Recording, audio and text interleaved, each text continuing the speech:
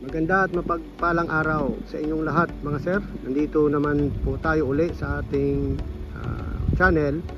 Meron po tayo ditong Honda City 2010 1.5 engine or nasasakyan. At ang problema nito, yung kanyang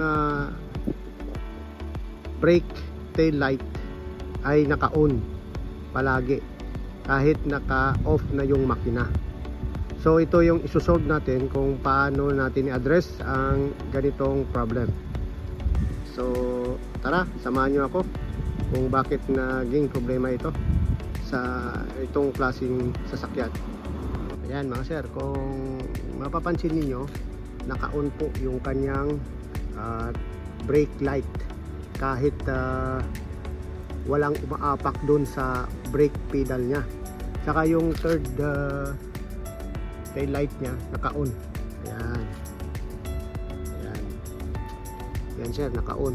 So ang nangyari dito, nauubusan at nade-drain yung kanyang battery kung hindi na-address to yung problemang to. So Honda City 2010 model. So tingnan natin kung ano ang problema nito.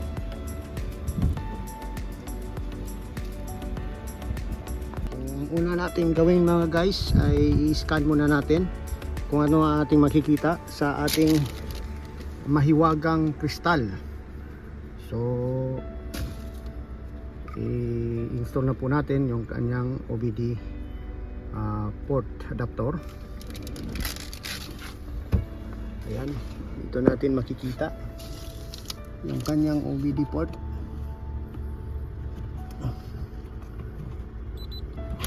Ayan.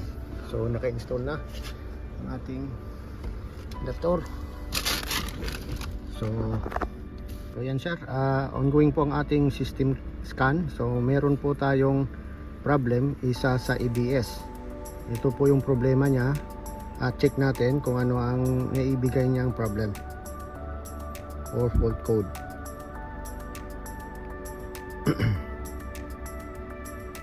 Ayan, continuous po ang kanyang scanning. So meron po tayong isa sa kanyang ABS.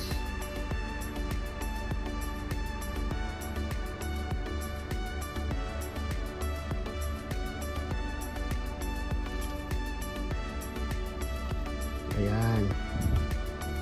So ang problem, meron po isa. Ayan, nakapula. So ang nakalagay nasa ilalim ng ABS anti-locking braking system. So enter natin. So ito po yung problem niya. Yung 6101 modular control unit ignition low voltage. Yun po yung kanyang nababasa at sa ngayon ay fault code po natin. Ayan. 6101 modular control unit initial ignition low voltage. So check natin kung paano natin i-solve ang problem nito, kung saan natin naayusin anong problema nito. So it means ang problema nito guys, yung hindi po namamatay yung kanyang brake light and third light sa likod, sa kanyang likod. Pag nag-brake tayo po ay iilaw siya. Pag na-release natin yung brake niya, dapat mamamatay siya. Sa kanya hindi siya namamatay. At ito po ay cause ng pag-drain ng ating battery. Kung hindi natin na tanggal yung terminal ng battery bago natin iwanan ang ating sasakyan. So yan po yung kanyang binigay na fault code sa problema ito. So samahan nyo ako kung paano natin gawin ang problem na to. So guys, dito po tayo sa kanyang brake pedal. So check natin kung anong meron at may problema dito sa kanyang brake pedal. Ayan. So basically, yung brake pedal na to ay meron siyang switch na kasama para po pag nag-apak tayo ng brake, itong switch mechanism na to, ayan o, ito yon, mag-on siya. Yan, pag nag-brake tayo, mag-contact siya, mag-on doon yung brake tail light natin, kasama na yung third light.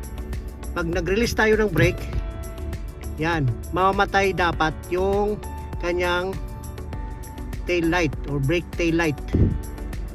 Yon. So ang sa kanya hindi na, kahit anong apak mo at release, permanente nang naka-on yung kanyang tail light at cause ng bag drain ng ating battery. So hindi natin na-address yung problema na to.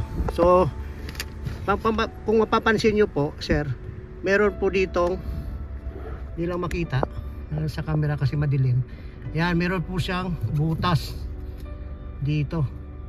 So yan. Kung makita nyo yung kamay ko, may butas po siya.